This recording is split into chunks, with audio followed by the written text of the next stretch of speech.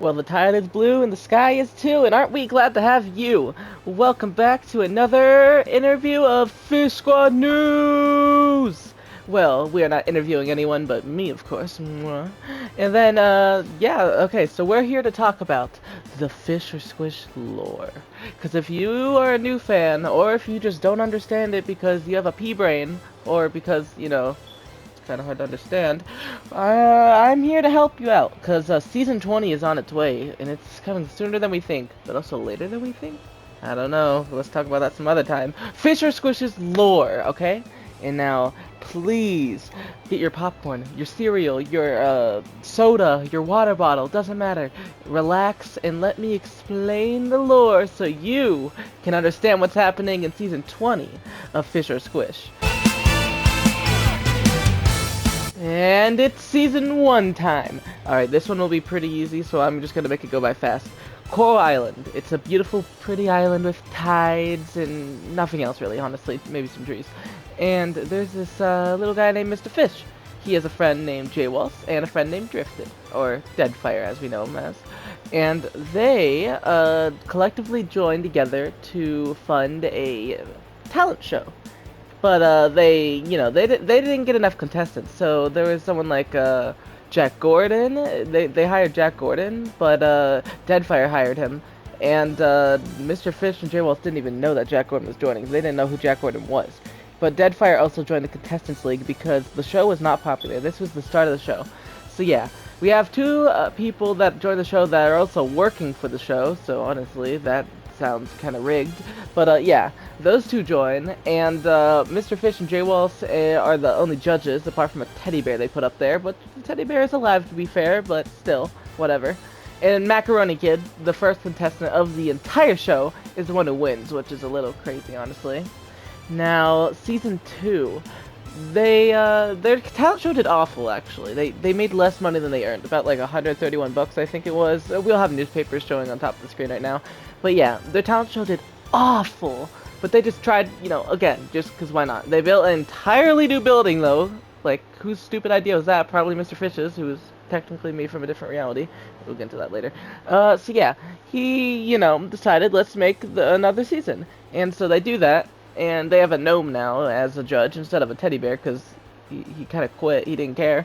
And this time, a gnome known as Grimbles is the one who won. A little rig since a gnome's a judge and a gnome won. And they know each other. Know each other if you must.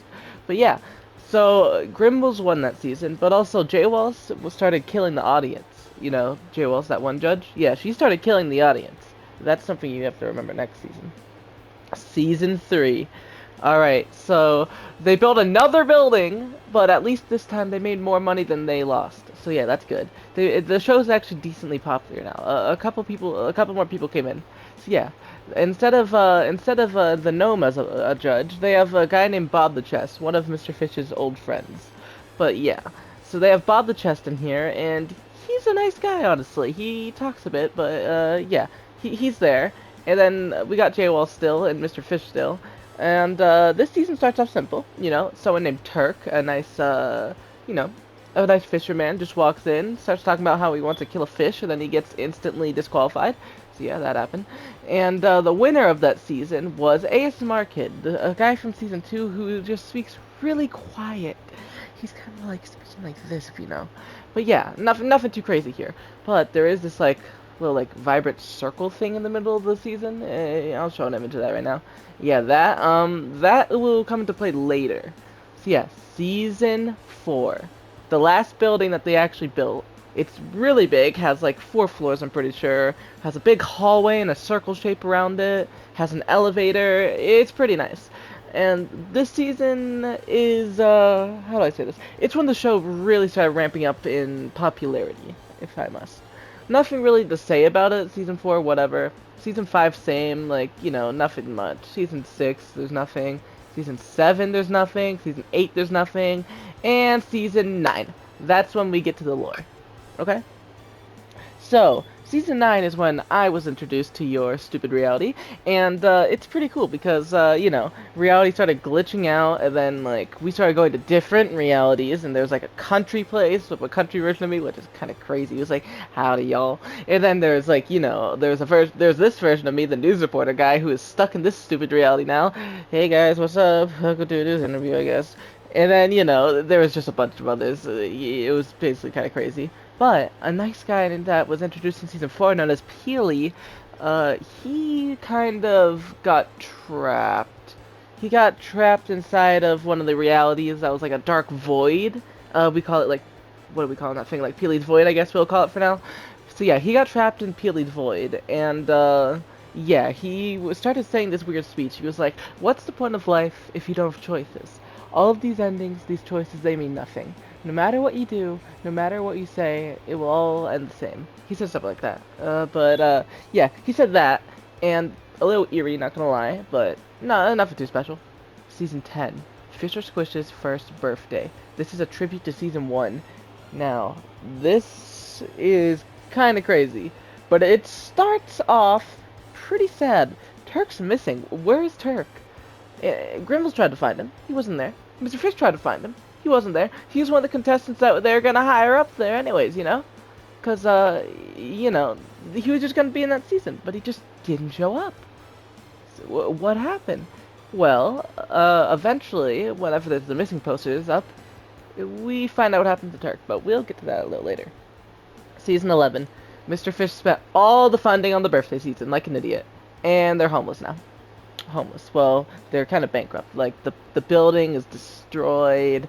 They just don't have really much money to give to anyone that wins the season.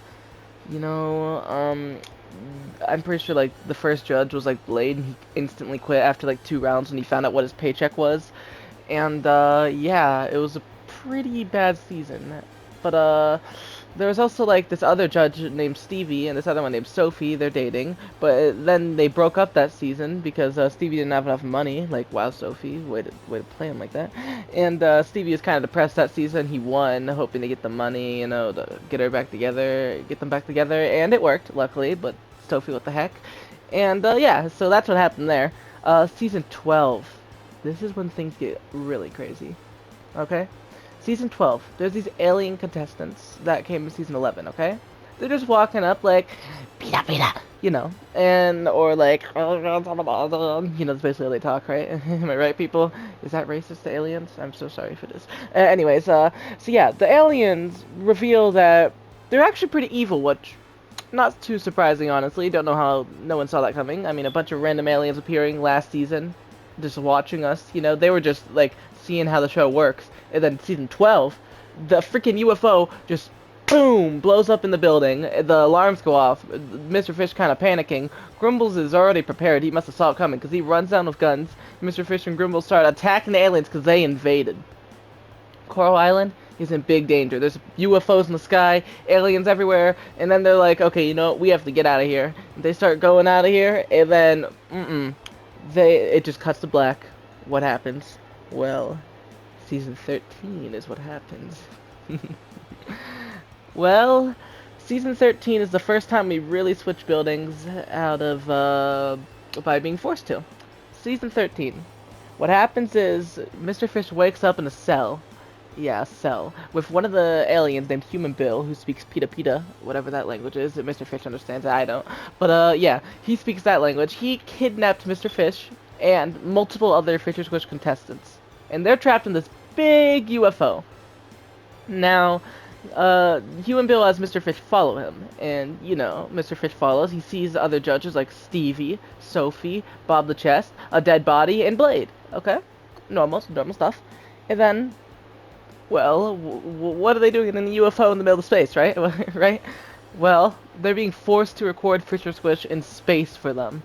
Now, it doesn't sound like it makes sense, right? Like, what the heck? They have cassette tapes of the first 12 seasons, so every season up to Season 13, which is this season, they have all the cassette tapes. So why are they so interested in the talent show? Is it because the talent show is really good and they just love it? No. Why the heck would that be the reason? Apparently, our theory is, it's because something called relevance. which we'll talk to later. We'll talk about later. So don't forget that word, relevance. Okay, that's something you really need to know about. Okay, season 14. After season 13, Mr. Fish and Grimbles, they fought their way through the aliens, and they went in these escape pods and crashed back home. The alien ship explodes. Most of the aliens are probably dead. Okay. And they also hire someone named a scientist. He's a scientist, you know. He's pretty cool, right? And so, yeah, they're into season 14. Their Fishmas season, where it's just all, you know, it's all snowy, it's all happy. You got your Mr. Fish's hot chocolate. You know, just sitting down in the little tree, you know, musical season. You know, normal. Well, this beautiful musical season is starting normal, you know, Fishmas season. It's gonna be happy. Until most of the judges get brutally murdered, Sophie tries to run away, then she gets kidnapped and locked in some weird room. We don't know much about that, so we're gonna skip that, okay? Season 15. This is the Chapter 1 Coral Island finale. Now, let me tell you, this finale is... like, whoa. This is when we find out something. Alright, season starts off normal. The finale, blah blah blah, we're gonna skip over that, right? It's cool. But then, Peely, from season 9, the guy who was trapped in the void and started saying cryptic messages, he comes back out of nowhere. Like at the end of the season, very end of the season, but it's just Mr. Fish leaving. He comes back out of nowhere. And you know what he says? He's like, "Hi, Mr. Fish." And then he's like, "I have him." And, you know, that's basically what he says, I don't know. And basically, Peely admits to kidnapping Turk. And obviously, they've been looking for Turk since season, what, 10? So Mr. Fish's like, whoa, what the heck? And that's when it gets crazy, because Peely reveals he kidnapped Turk, and then Peely says, "I was alone, and I'm gonna make them alone with me." And then, out of nowhere, ground starts shaking, right? Like, ground starts shaking. Then geysers emerge from the ground. You like my sound effects? And then, you know, the island starts flooding. It's gonna sink soon, right? Like the tide in the water, it's going way up. It already started higher than it was supposed to be that season, but it was going way up really fast. Like, I don't know, like 5 cubic meters a second. I don't know, man. I don't know by math. But yeah, water starts going up. And Grimbles is like, okay, that's bad. We gotta deal with that. And so Grimbles starts gathering up the contestants around the island and telling them, "Hey, we gotta get out of here, man. We're gonna die if we don't." So they all get on top of the Fish or Squish building, and as a last resort, Grimbles finds Mr. Fish. They get in a helicopter, drive up on top of the building, and most of the contestants are up there. The other ones are on like boats and other rafts and stuff. We don't really get to see them though. So yeah, the ones that are on top of the building, they're just like, what do we do now?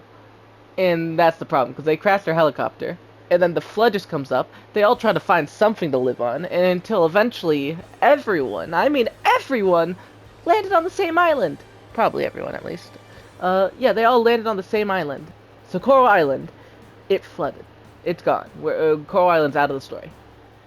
We're in a new island. Crystal Cove. Now this place is really nice. A snow biome, a desert biome, okay, a jungle biome, and a grass biome. That's a nice place, and a beach.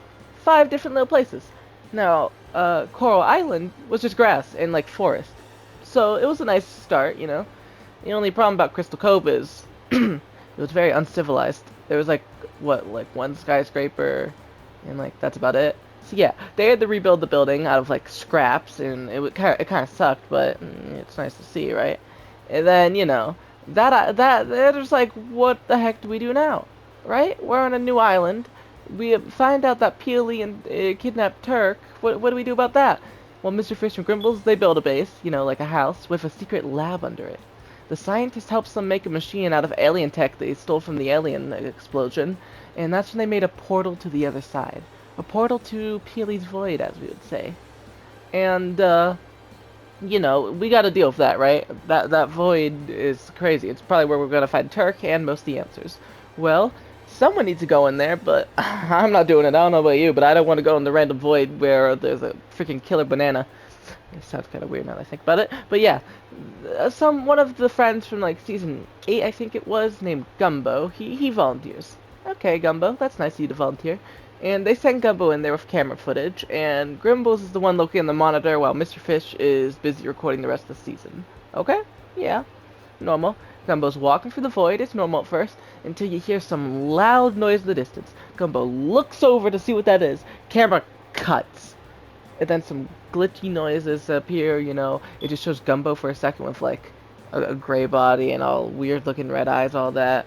And then, like, it also shows him, like, talking to Peely, and then, boom. What happened? Well, let me explain for you, my friends. Gumbo was kidnapped by Peely like Turk, and now Gumbo is working for Peely. So Gumbo is now evil. He was helping us out, and now he just goes to the dark side, apparently. So yeah, way to go, bro. You're helping the villain now instead of helping us. Way to go, buddy. You did a good job. You want your paycheck? Yeah, you're not getting it. So yeah, he's bad now. And Gribbles has to tell Mr. Fish immediately. So by the time he goes to Mr. Fish's area, it says Gon went to Stevie's party. Okay, he went to Stevie's birthday party. So there's just one problem about that. Stevie lives on a completely different island. I know you're saying, how does Stevie get to a different island every time? He doesn't. He just visits his old house sometimes. So yeah, Mr. Fish had to go on a long trip to a different island. Well, Fish, what do we do about that? Well, let's call him, right? I guess that's the last thing we do. Gribbles runs the phone in front of the Fish and Squish building, calls him.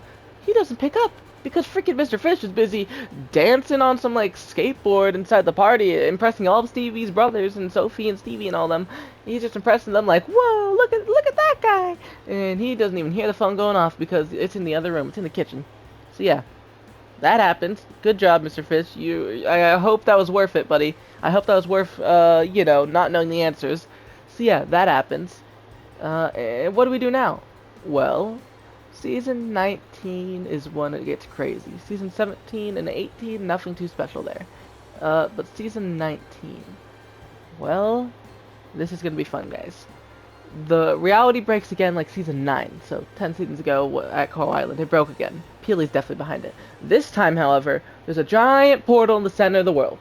Giant portal, okay? What does that mean? Well, that's what's controlling all the glitchiness, obviously. Pff, easy. Now, what happens there? Well, let me tell you, my friends. They start going to different worlds, like Country World comes back again. Unfortunately, I don't really come back that much, I guess. And, you know, just like, there's a pirate world, there's a world where it's Coral Island again. That's gonna be important. So yeah, there's a world where it's Coral Island, but it's, like, glitched out. It's, like, Season 4, but some things are altered. So yeah, like, old world. So yeah, that happens. And then they find out why Peely is so evil. Okay? He was just a normal guy at first, you know, and he was trying to create these things called spectrostones. Or not create them, he was trying to harvest them.